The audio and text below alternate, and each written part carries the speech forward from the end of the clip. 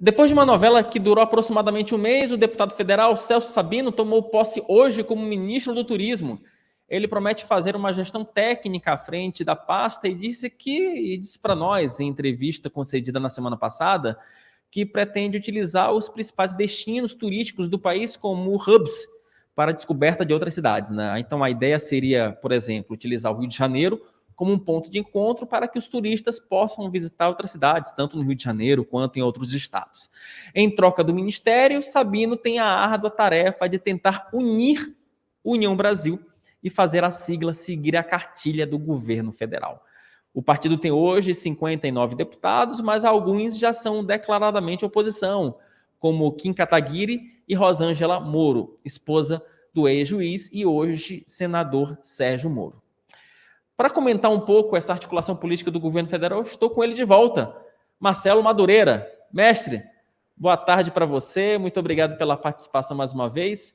A pergunta que eu te faço é a seguinte: vai ser mais fácil o Sabino conseguir executar uma boa gestão em um ministério que ninguém quis ou unir o Desunião Brasil?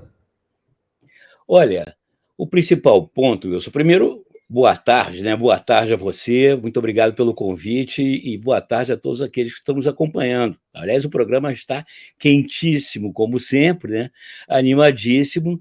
E o que a gente vê, até ligando com o primeiro assunto, né? A questão do Banco Central, você vê que o governo ele fica no meio, é igual um marisco de rochedo, né? Ele fica ali no meio, tomando onda, e se não tomar onda, ele toma pedrada do rochedo. Então, ele fica tentando acomodar o lado lá do Roberto Campos Neto, que, aliás, não é do governo, né? É a independência do Banco Central, que eu sou absolutamente favorável, mas ele está alinhado com o Haddad, está alinhado com os setores mais avançados do PT. O outro lado também temos o Arthur Lira, lá com o Centrão, né, que agora conseguiu colocar mais um ministro aí no tabuleiro.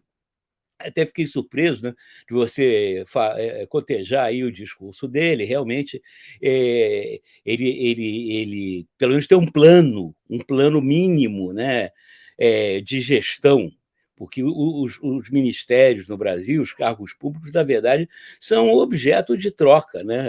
Você vê, eu estava até examinando o currículo do ministro Celso Sabino, que não é diferente da ex-ministra Daniele, né?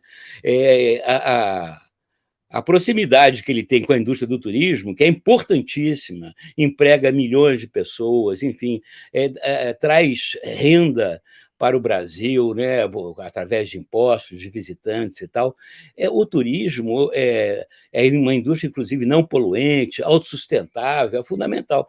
E aí eu estava vendo, ele não tinha nenhuma, né, no currículo dele, nada que você inferisse, né, que você pensasse, bom, esse cara ele vai ter uma ideia, né, uma política para o turismo brasileiro. Mas isso não é nada pessoal contra o ministro, veja bem, porque isso é uma característica da política brasileira, né? As pessoas pegam os ministérios de acordo com a sua importância, como você disse, com a sua capacidade de verbas, com a sua capacidade de acolher, né, nos seus cargos os amigos, né, os parceiros de partido e tal.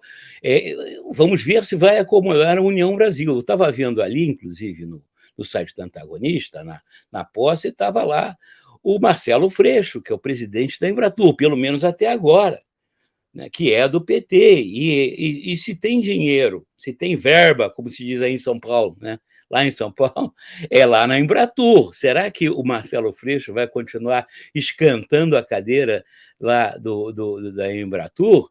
É uma questão complexa. Só para fechar aqui, né, essa primeira intervenção, mas, Wilson, hoje eu moro aqui no Rio de Janeiro, eu acordei surpreso, porque tinha um fog, cara, um fog espesso, até os aeroportos fecharam, era uma nuvem, eu pensei que a maconha tinha sido finalmente descriminalizada, e os cariocas, né, assim como o pessoal da Faria Lima comemorou a baixa dos juros, os cariocas estavam comemorando a descriminalização da maconha, mas eu acho que essa novela aí vai se arrastar ainda por um bom tempo.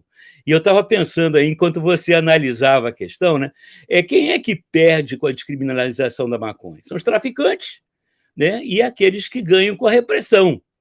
né, a maconha, a indústria também de repressão aos entorpecentes. Então, eu acho que esse assunto ainda vai se arrastar por um bom tempo. Agora, você veja, né, essa questão, que é uma questão polêmica, é uma questão que divide eleitorado, que eu entendo, né, que existe uma parcela de brasileiros que é conservadora, que tem um outro enfoque da questão. Isso aí não atrai.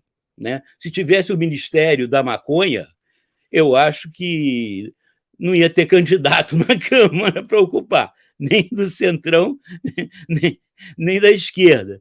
Mas eu acho que, para responder a tua pergunta, assim, o Centrão, os partidos do Centrão são gulosos. Né? Quanto mais eles comem, mais apetite eles têm. Vamos ver até onde eles vão, Wilson. Marcelo, tem um detalhe que eu acho que é legal para a gente fazer a correlação, e de novo, política, quando eu sempre falo, você precisa olhar a política de forma global, não dá para você analisar ponto a ponto. Mas, já que você tocou no julgamento do STF, o STF, que tanto ajudou o governo Lula, nesse caso específico da descriminalização da maconha, eu estou falando um pouco lento porque é uma palavra complicada, mas nesse processo específico, vai dar uma bandeira de luta para a direita que vai ser importante, que pode culminar, aí que vem um detalhe, em uma crise com o próprio União Brasil. O União Brasil, ele é um partido que ele tem uma origem de centro-direita, e só para a gente lembrar, o União Brasil, ele surgiu da união do PSL, que foi o partido do Bolsonaro em 2018, e também do DEM, que é o partido de caciques como, por exemplo, o ACM Neto, que aí, retroagindo um pouco mais, né, o DEM é o antigo PFL, do Antônio Carlos Magalhães, Rosiana Sarney, enfim, de toda essa turma. Então, há uma origem de direita, né, de centro-direita desse partido, e aí você tentar... O próprio Celso Sabino,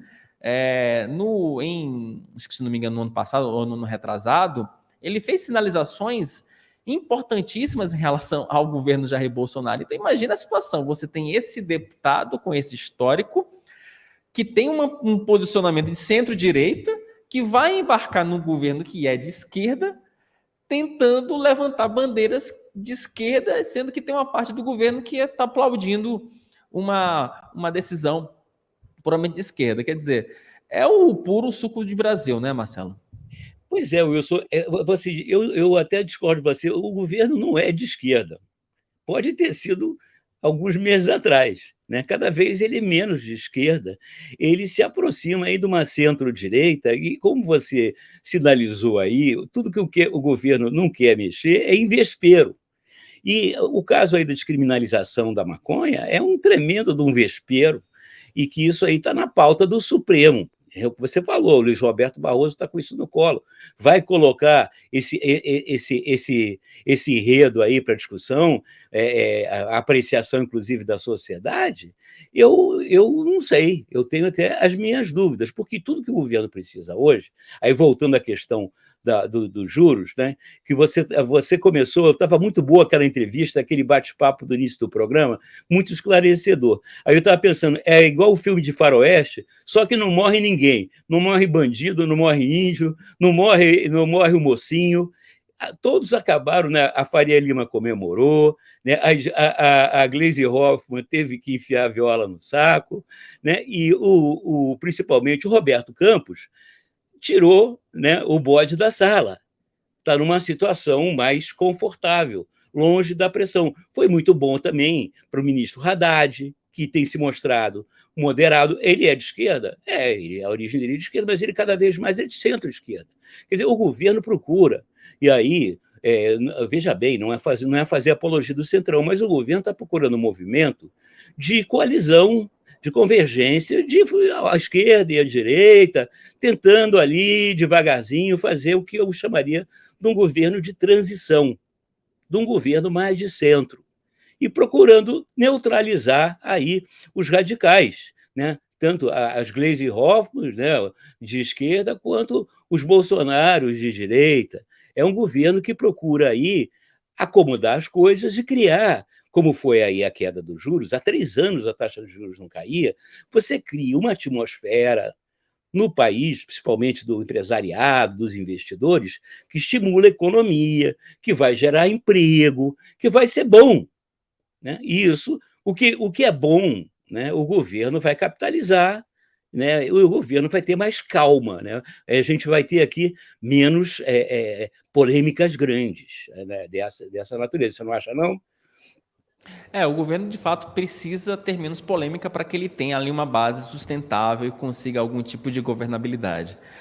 Madureira, te agradeço muito pelo papo mais uma vez. Hoje um pouquinho mais curto, porque o programa, como você disse, está bem quente, né? Então é muita coisa.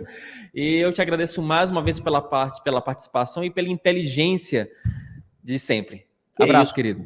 Muito obrigado. Até a próxima.